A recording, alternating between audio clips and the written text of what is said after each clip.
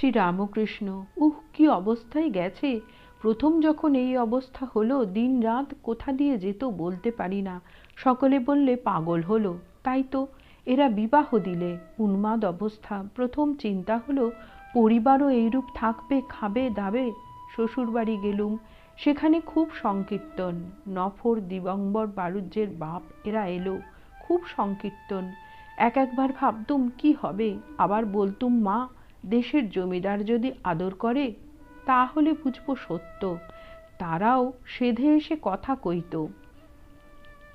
কি অবস্থা গেছে!